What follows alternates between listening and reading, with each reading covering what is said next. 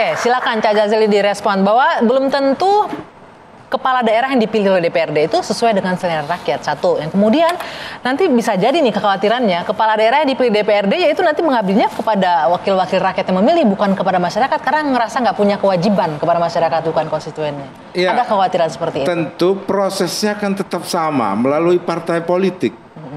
Dipilih DPRD atau dipilih langsung, proses penyaringannya tetap dari partai politik. Itu satu. Makanya apa yang disampaikan Pak Emrus ada benarnya bahwa partai politik itu juga harus dibenahi. Ya.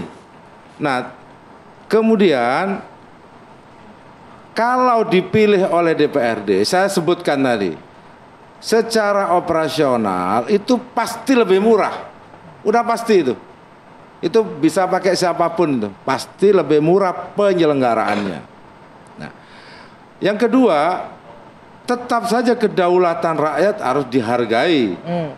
Lewat siapa? Lewat calon anggota DPRD yang sudah diberikan mandat. Oke. Untuk menentukan kebijakan di tingkat daerah, termasuk juga kepala daerah. Sama halnya juga dengan DPR RI.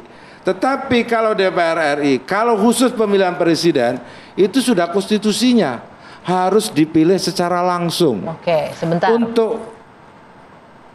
Untuk kepala daerah tingkat 2 dan provinsi, gubernur dan wali kota dipilih secara demokratis.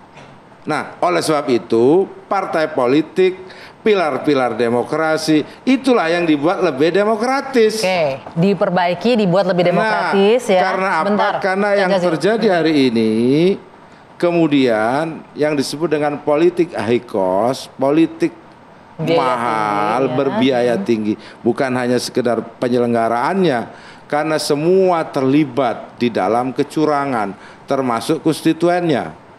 Wah, masyarakatnya juga salah nih. Termasuk, harus dikoreksi. Karena nerima uang.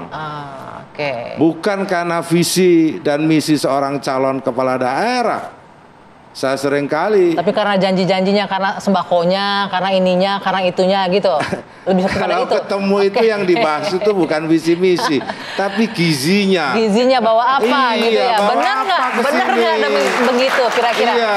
Coba kita tanya nih. Yang terjadi masyarakat diajari hal-hal yang salah. Nah, Cak Jazili, ini ada konstituen di sini, ada mahasiswa dari Universitas Terbuka, dari BSI. Benar nggak seperti itu kira-kira? Masyarakatnya loh yang salah. Saya boleh nih kasih kesempatan ke teman-teman mahasiswa. Silakan. Menurut pendapat saya tidak setuju karena kalau semisalnya pemilihan suatu kepala daerah itu dipilih oleh DPRD, nanti pada suatu saat kepala daerah itu sudah mencalonkan, nanti akan disetir oleh DPRD. Ada kekhawatiran itu ya? Iya, takut ada money politik di dalamnya. Kalau semisal sudah jadi suatu kepala daerah gitu. Jadi maksudnya balas budinya ke DPRD-nya ya, gitu. Betul, gitu, kekhawatirannya seperti itu. Gimana tuh Bang Doli untuk menghindari hal seperti itu? Boleh aku dulu sebelum lupa, cuma pendek aja sebenarnya. Ini nyala ya. Nyala, udah. Intinya gitu, tadi soal mahal ya. Kita selalu berkata mahal. Mahal itu tidak harus konotasinya buruk loh. Ya kan, mahal kalau itu worth it dalam artian gini, lo beli sesuatu yang mahal tapi barang lo itu kualitasnya bagus, tahan lama dan lain-lain, itu nggak ada masalah. Nah, ini sama juga dengan pemilu. Permasalahannya tadi kita kembali lagi berbicara soal bagaimana partai politik memilih calon-calon yang akan dimajukan. Ya kan, ketika terpilih dia jadi walaupun biayanya mahal tapi worth it. Kenapa? Karena dia selama 5 tahun memimpin ke depan, dia akan membangun daerahnya dan kesejahteraan masyarakatnya. Jadi mahal itu tidak harus buruk. Nah, permasalahannya bagaimana kita membuat ini semua jadi berkualitas dengan biaya yang memang kalau bisa memang diturunin. Tadi kan saya sampaikan ada biaya-biaya yang tidak perlu, misalnya penyelenggara memiliki 3 mobil dinas misalnya, hal-hal seperti itu kan itu nggak perlu. Nah, tetapi pada prinsipnya bagaimana caranya, karena kita sudah kepalang tangguh memilih demokrasi dengan konteks historis tadi, kenapa kita memilih demokrasi dan sampai ke sistem ini, karena kita punya trauma kehidupan berbangsa dan bernegara di era baru tadi dan kita tidak mau kembali ke sana. Nah, kita harus memperbaiki tadi keseluruhannya Sistem instrumen-instrumen. secara keseluruhan. Enggak. Cak Jazil, boleh direspon Sampai tadi hari tuh? ini saya tidak pernah melihat kepala daerah yang inovatif. Hasil dari pemilihan langsung ini. Apakah ada jaminan Udah juga? mahal, nggak ada Nggak, jaminan. sebentar. Ada kan? jaminan juga nggak dipilih Seperti DPRD akan ada yang inovatif nanti kepala daerahnya? minimal lebih murah. Nggak, konteksnya Oke. inovatif. Ada jaminan juga Ya, nggak yang dipilih DPRD inovatif? Tadi kan Cak Jazil Yang bilang dulu, yang dipilih yang- langsung nggak inovatif. Ya, Nah kalau dipilih DPRD akan ada jaminan nggak? kita sudah Benar-benar pernah yang bagus. lakukan. Ah. Kita sudah pernah lakukan itu, tapi temponya cuma sekali saja. Kalau mungkin 20 tahun seperti pemilihan langsung ini, saya yakin ada. Berarti nggak ada Saya jaminan yakin. juga kan? Oke. Nah Ya, sekarang Cak. nah makanya oleh sebab itu kan ini sebagian dari koreksi Oke. terhadap metode atau sistem pemilihan yang dianggap demokratis langsung maupun lewat perwakilan. Bagi kami kalau untuk gubernur lebih baik perwakilan. Dari DPRD. Udah Oke. jelas tuh. Kita bisa berdebat dengan siapapun. Oke, sebentar. Boleh nggak direspon tadi tuh dari teman mahasiswa? Nah, kalau dari yang Handi? terkait Ada dengan teman kekhawatirannya mahasiswa, malah balas budinya ke ya, DPRD-nya yang milih, mungkin bukan ke adik saya rakyat. ini perlu belajar juga. Yang namanya bupati tetap dia harus membutuhkan keputusan DPRD, dipilih langsung atau tidak. Makanya Dek, sampai hari ini saya juga lihat tidak pernah calon independen gubernur menang. Karena nggak akan kuat di parlemen. Nggak akan kuat di ya. DPRD di tingkat provinsi. Ada juga 1-2 independen menang di tingkat 2, tapi nggak menunjukkan prestasi apa-apa. Kalau tidak dia tidak mampu bekerja sama dengan DPRD. Konteksnya tadi disebutkan balas Konteksnya budinya saya sampaikan katanya. kepada Balas beliau. budinya ke DPRD. Dua-duanya sama-sama punya legitimasi. Oke. DPRD juga dipilih langsung, bupati dipilih langsung. Oleh sebab itu alangkah lebih baik yang dipilih DPRD-nya saja. Dia yang legitimatif untuk menunjuk seorang calon bupati maupun wali kota. Sama legitimatif. Oke, baik. Gitu. Jadi dan itu tidak mengurangi hak kedaulatan rakyat, sama Oke. sekali tidak. Kita tanya lagi teman-teman mahasiswa dari sebelah sana, mungkin dari sebelah kanan. Silahkan, Baik, setuju nggak perkenalkan. ini kalau diserahkan hak pilih rakyat ke DPRD untuk kepala daerah yang milih? Baik, perkenalkan nama saya Kevin Agus Gara dari Universitas BSI. Kalau menurut tanggapan saya itu lebih setuju dipilih oleh DPRD. Setuju? Kenapa? Kenapa alasannya, Ya, Kevin? Karena apa ya? Lebih efisien aja sih. Lebih efisien. Jadi kamu nggak milih lagi nggak apa-apa ntar? Nggak jadi persoalan. Nggak jadi persoalan. Dulu kakak-kakak kamu angkatan 98 demo biar bisa hak milihnya dapat, itu dilupakan aja, udah nggak apa-apa. Nggak jadi persoalan ya gitu. Oke, Bang itu gimana nih Bang Ciko?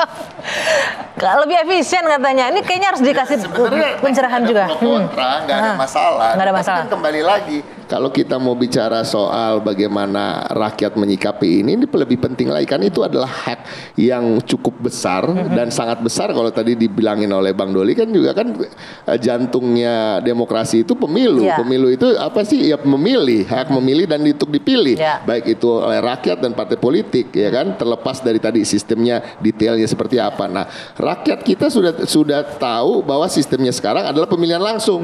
Nah, jangan tiba-tiba di tengah-tengah setelah pemilu kemarin selesai mereka memilih langsung semua, kemudian dirubah tanpa berkonsultasi lagi dengan rakyat. Berkonsultasi itu melalui apa? Melalui pemilu berikutnya menurut saya. Jadi kampanyelah sekarang partai-partai politik silahkan berjanjilah benar-benar mulai- tapi harus transparan. Ya, ketika mulai Bilang, sama-sama kalau nanti nol pilih gitu ya. PKB misalnya, saya Oke. jamin nanti pemilihan bupati gubernur dan kepala daerah lainnya akan dipilih Oke, oleh DPRD. baik, Ya, baik. nanti PDI Perjuangan akan berjuangan enggak, kita akan mempertahankan pemilihan langsung kan Oke, gitu. baik. Bang Nah, Doli. ini yang menurut saya harus kita exercise. Kenapa? Karena ini adalah suatu hak yang besar. Oke, yang jangan jangan langsung. tiba-tiba diambil Oke. tanpa ada aba-aba sebelumnya. Baik, gitu. sebentar Bang Ciko. Harus ada diskusi dengan masyarakat untuk hal ini, nggak Iya, ujuk-ujuk. jadi menurut saya kita konkretkan aja. Kalau kita tadi sepakat ada perbaikan sistem melalui evaluasi, itu wujudnya kan nanti undang-undang. Sistem ini kan akan terkodifikasi di undang-undang. Ya. Nah, undang-undang dalam konstitusi kita itu yang bahas pemerintah dengan DPR. Nah, kita konkretkan aja dalam pembahasan undang-undang, DPR dan pemerintah harus tanya rakyat. Nah, ini menarik ini misalnya di sebelah Tapi itu sana. akan dilakukan ya, nanya Ya, rakyat pasti. ya nanti ya, nggak Pasti. tengah malam diketok gitu undang-undangnya nggak? Enggak, ini kan berkaitan dengan hak rakyat. Oke. Ya, makanya saya katakan kalau kita bicara timing ya, ini momentumnya tepat di awal periode. 1 tahun, 1,5 tahun saja kita bahas, itu waktu yang cukup panjang. Jangankan ketemu dengan akademisi, ketemu dengan masyarakat sipil. Rakyat nih tanya satu-satu tuh cukup tuh 1,5 tahun maunya apa? Ini kita dapat 2 nih. Sana bilang setuju, Yang di sini enggak. setuju, ini nggak setuju. Gitu Oke, kan? baik. Nah, terus gini, Gi, Singkat lagi Bang. yang penting itu juga kita jangan mendikotomikan ya siapa yang salah. Ini fakta realitas ya bahwa praktek moral hazard pemilu itu sudah sangat masif dan permisif. Ya. Jadi nggak boleh kita salahkan misalnya ini salahnya rakyat. Walaupun memang bertanggung jawab elit. Nggak boleh juga kita bilang ini salahnya partai politik. Karena kalau partai politik terus-menerus kita salahkan pakai teori yang tadi ya, berarti kita nggak demokratis juga gitu loh. Karena kita punya tanggung jawab juga untuk bagaimana membesarkan dan mengokohkan partai politik. Oke, baik, sepakat. Intinya semuanya harus dibenahi dari hulu ke hilir, dari partai politiknya dan juga masyarakatnya gitu, sepakat ya. Tapi pesannya dari kita cuma satu Bang, kalau emang dibahas, undang civil society, dengarkan suara masyarakat, baru diketok di pagi hari dan siang hari. Baik, terima kasih Bapak-Bapak sudah hadir malam hari ini di Lasisi. Saya Dwi Anggia, saya harus tutup dulu. Malam hari ini kita jumpa lagi pekan depan. Sampai jumpa.